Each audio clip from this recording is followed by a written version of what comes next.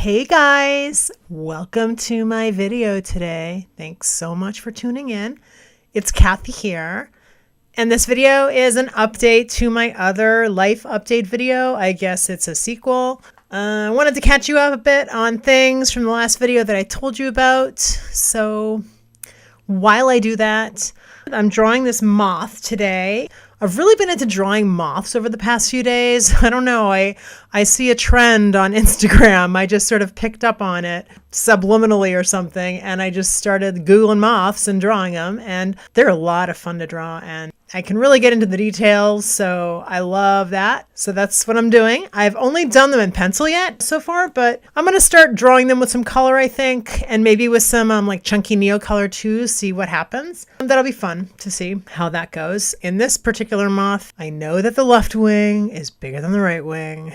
In case you noticed that, I'm aware, and I noticed it after I drew this whole thing. I was like, that's interesting. It might be because I turned the paper, so it was like diagonal, which is different for me. I don't usually do that. Anyway, so I'm just going to keep drawing this moth, and then where it makes sense, I'm going to cut in other footage while I'm talking about other stuff.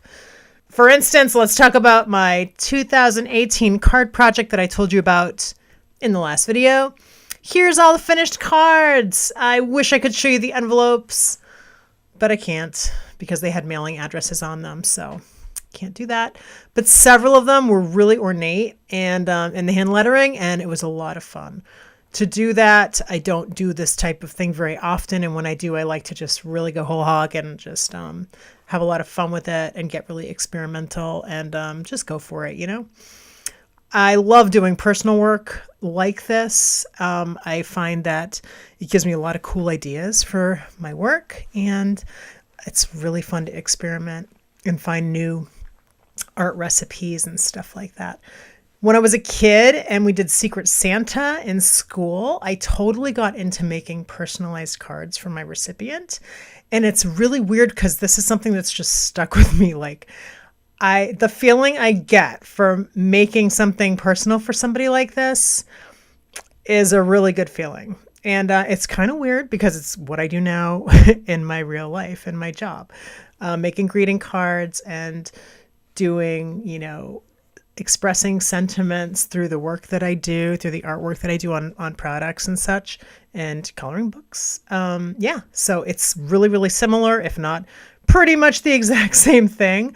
So just goes to show, look at what you did when you were a kid that just made your heart sing, and do that as a grown-up, and life will just be fabulous, right?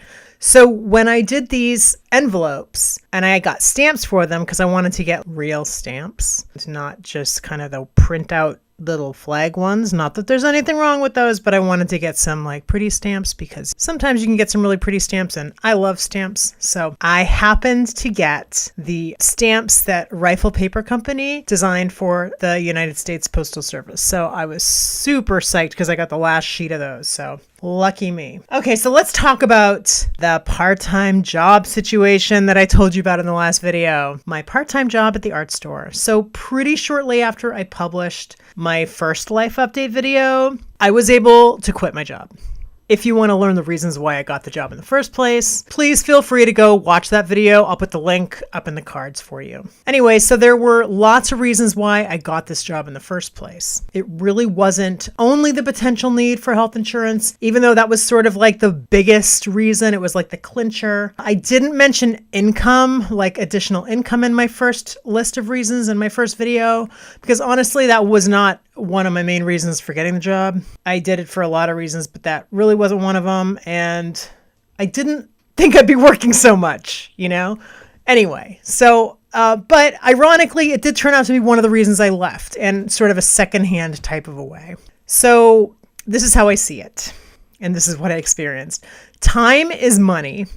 And in my world, my energy level is also money, right? Because I can't do anything if I don't have the energy to do it. And that's really, really, really important. And basically, for all the things I really liked about working there, it just really sucked up a ton of my time and energy. Like, it hoovered it up like a vacuum. Like I was just a shell. Like I didn't have any energy left. So in the end, instead of quitting, I could have asked for less hours. I did roll around, what kind of options I could potentially take advantage of to make it work for me to stay.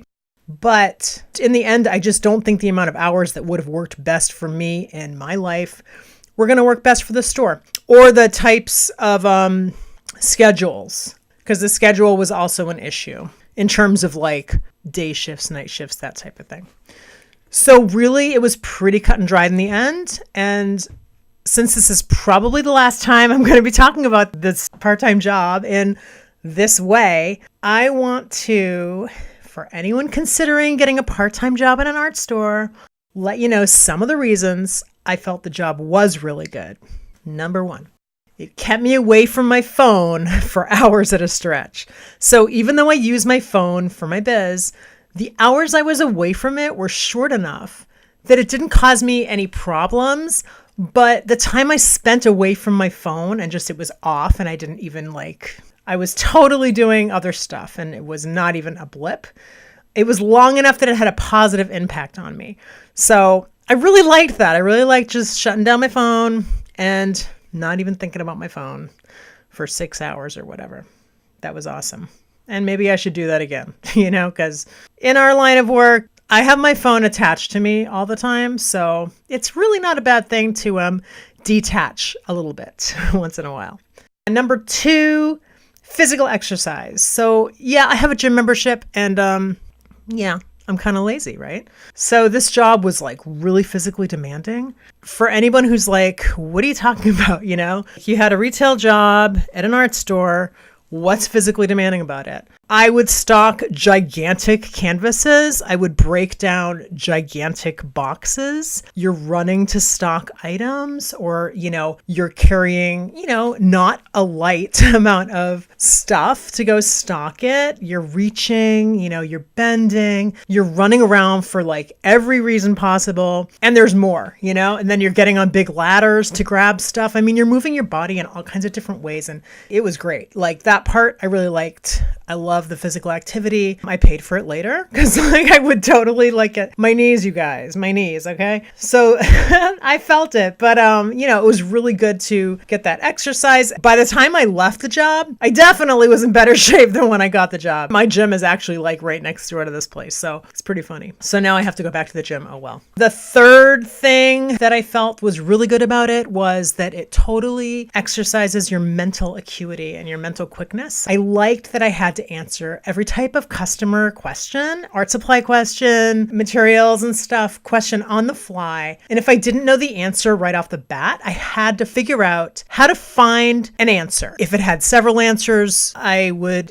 stockpile my answers. And I would, say option A, B, C, whatever. So I really like that, because I'm an investigator. In life, I just like to investigate things. So really kind of fed that part of me. And I love learning new weird things like that. So that was cool. And the fourth thing, there's more, but I'm going to try and keep it a little bit brief for you guys. So the fourth thing, and it's not the last thing, but it's probably the last thing I'm going to mention today. I loved stocking paint. It was probably my favorite thing to do in the whole store. I just love being around paint. Love being around paint tubes, being around paint pans, being around paint brushes. I just love paint. And I love pencils and stuff too, but just something about stocking paint was just awesome. I love it. I love being around paint and dreaming about paint. And just in general, being around art supplies and discovering new things was so cool. You think what you know, or you do know what you know, but there's so much you don't know. And I made a few new discoveries that I purchased, and now I'm using them in my artwork, and it's so much fun. There's this one tool that I found that is my new secret weapon, and it makes little tiny dots, and I love this thing, but it's just so cool. Anyway, so now let's balance that with one of the things I didn't like, and that was the amount of multitasking.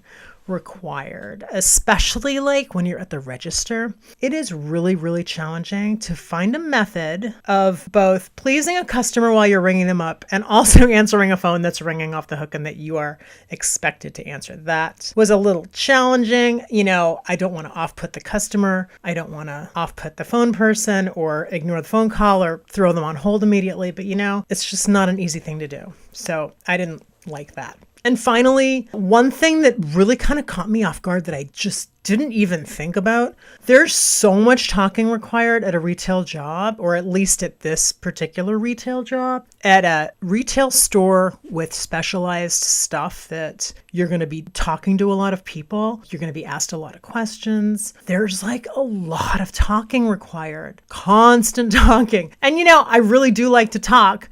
But quite honestly, I would come home and I just wouldn't want to talk because I'd been talking all day or all night. Yeah.